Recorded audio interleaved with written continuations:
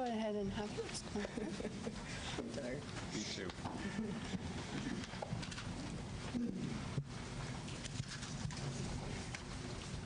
Okay.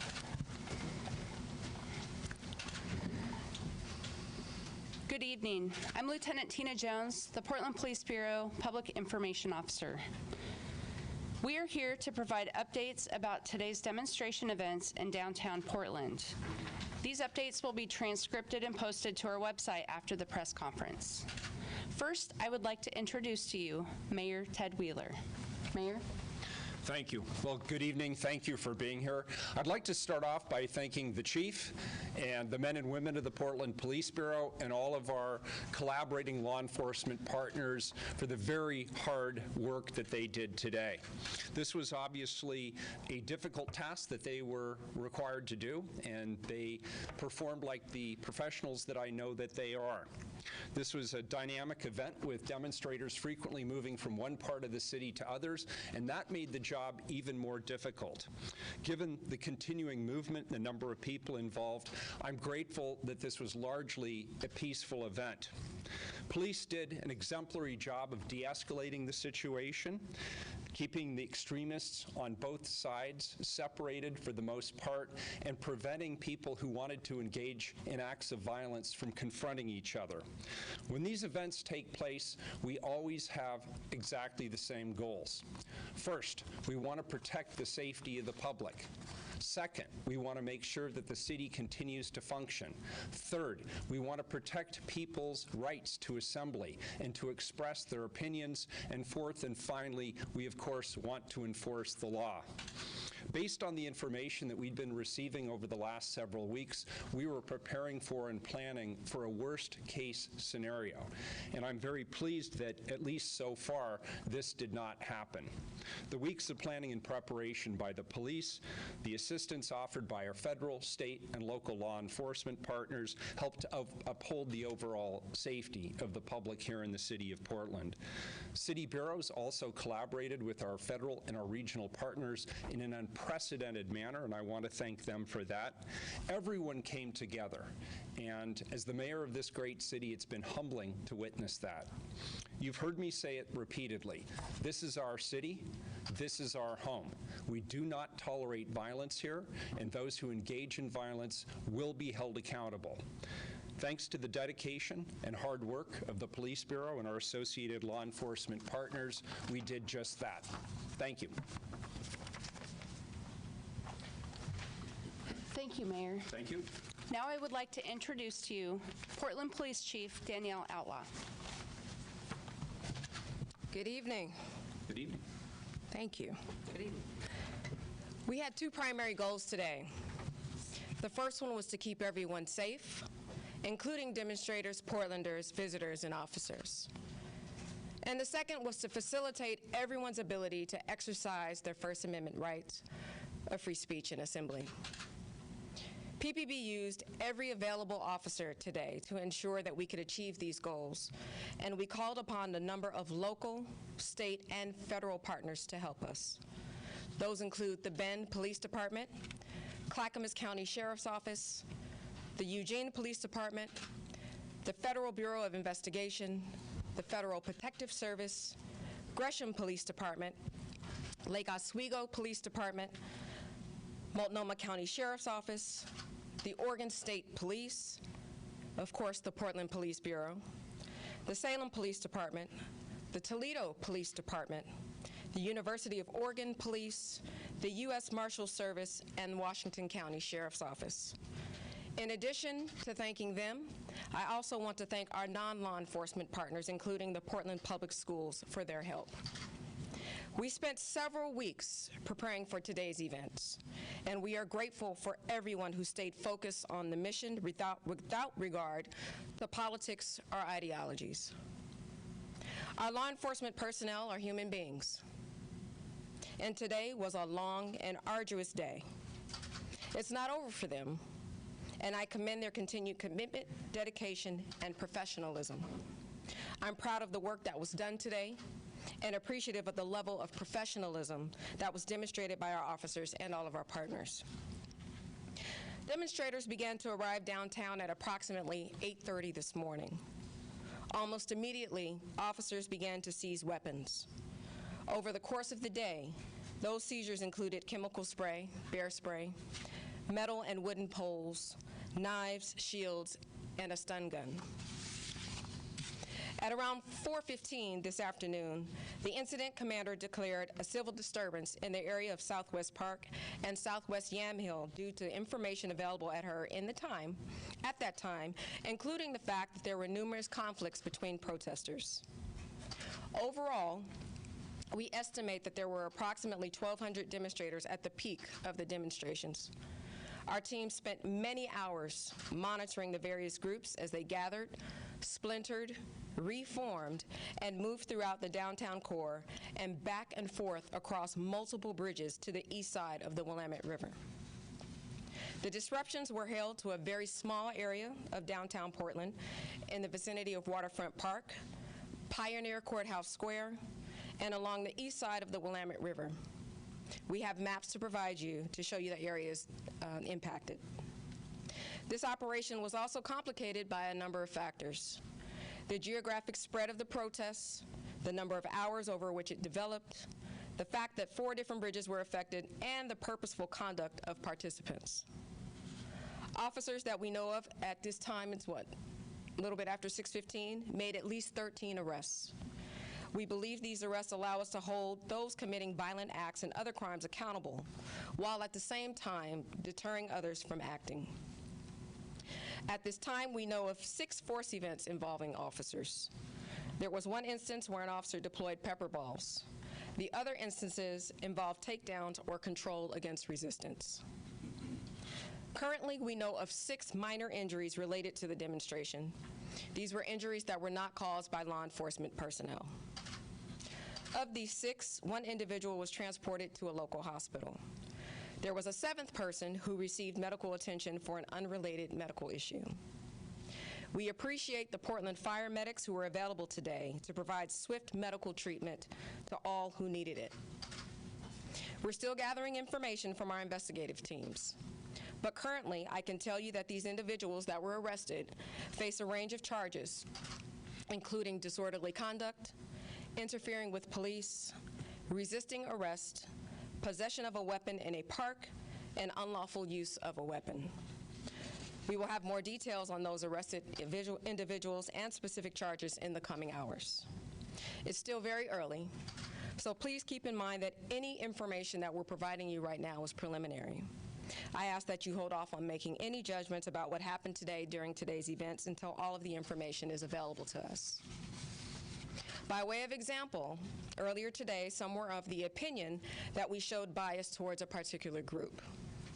Shortly before noon, a group of demonstrators communicated to our liaisons that they wanted to leave the downtown area. At that point, we determined that it would be in the interest of everyone's safety to allow them to remove themselves from the area. We allowed them to cross the Hawthorne Bridge at that time. We did not show preferential treatment, but rather facilitated a de-escalation of potential conflict. While the greatest potential for conflict appears to be winding down, there's still considerable work to be done. We will continue to monitor hotspots throughout the evening to ensure that we are prepared if any demonstrators attempt to re-engage in conflicts with one another. Beyond that, our officers and detectives will be spending the hours and days ahead writing reports, conducting interviews, and pursuing investigations. We know that there is a possibility that assaults or other crimes occurred outside of the view of officers. In this case, we ask that if you witnessed a crime, or if you took photos or videos of crimes in progress, please share those with our investigators.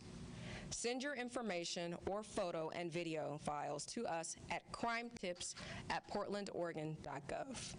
crimetips@portlandoregon.gov. Thank you.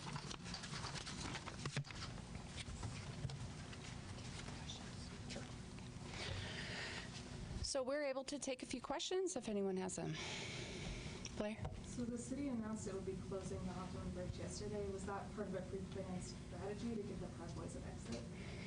The closure of the Hawthorne Bridge was done for safety reasons, and the chief already covered the reason why one particular group was allowed to use the bridge for safety.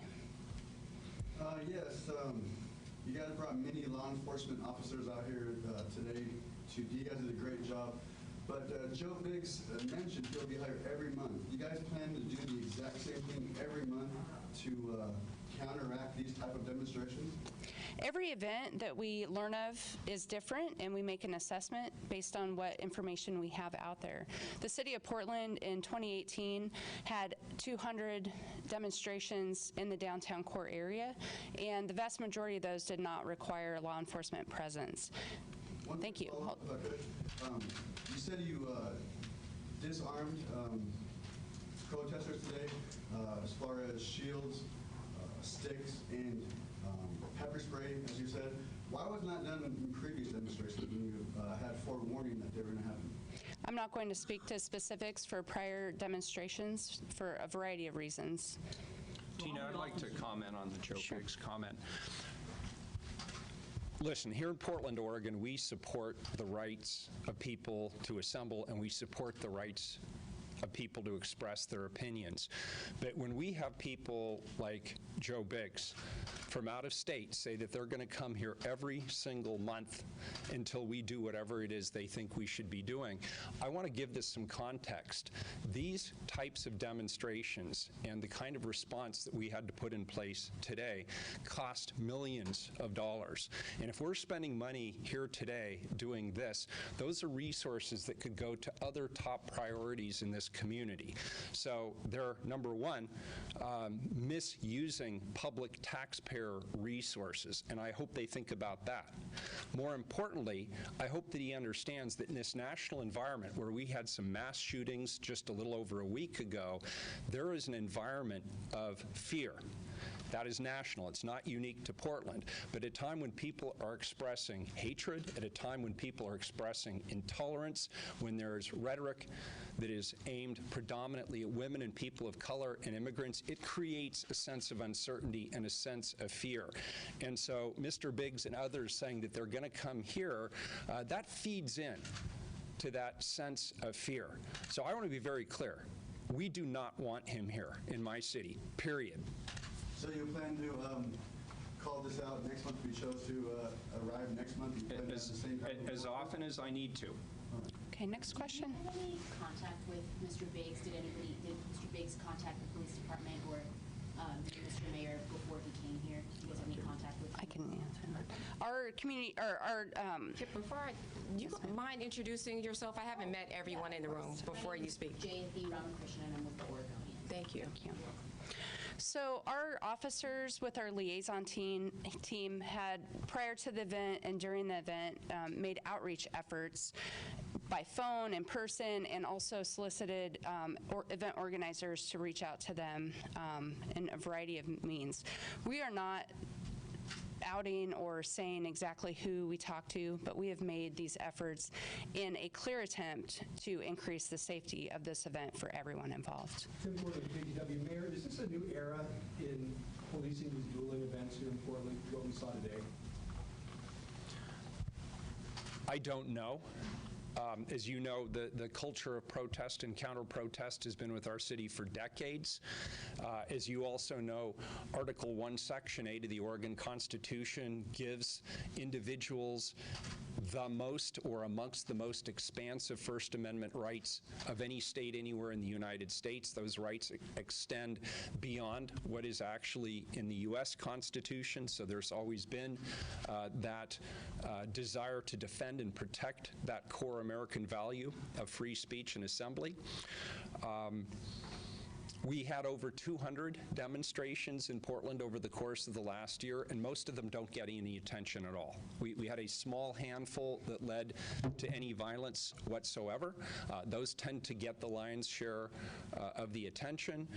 So I wouldn't say it's new for us to have demonstrations in the city of Portland, but obviously in this larger national context where we are seeing increased incidents of hate speech, we're seeing increased situations where there are mass shootings and other large-scale events. We have to be mindful that there is a dynamic. There is a sense, and I believe it to be true, that nationally we're seeing more hate speech, more intolerance, more divisiveness, and as I say, a lot of that animosity is being geared towards women and people of color and towards immigrants, and we are now confronting the reality that in the United States we have a rising white nationalist movement based on white supremacy in this country, and it is impacting the entire nation, but we're certainly seeing that play out here on the streets of Portland. And so we need to continue to confront that reality of the growing white nationalist movement and white supremacy in the United States. And Portland, being a very progressive community, is always going to be at or near ground zero when it comes to this battle. That's just the reality. Chief, One last question, sir. Dan Springer, Fox News. Can I find out if of the 13 people arrested, if any were from the Proud Boys or from the right-wingers that were here? And also, how many law enforcement personnel were here total today? So that was two questions, sir. The first one is, so when you're talking about arrests, we will be putting out information in a press release as soon as we're able to get it from the field about the identities of the people involved and the charges that they are facing. The Police Bureau does not categorize people or put them in categories based on political affiliation or otherwise, and so that is not for us to decide, and we won't be doing that. What was your second question? How many law enforcement personnel total were at this event? So we had over 700 law enforcement officials working in a variety of capacities for this event. I thank everybody. That's all the time we have, and we'll be pushing out more information. Please follow us on Twitter at Portland Police, and we will also put the video and transcripts up on our website. Thank you. Thank you. We have maps also for you to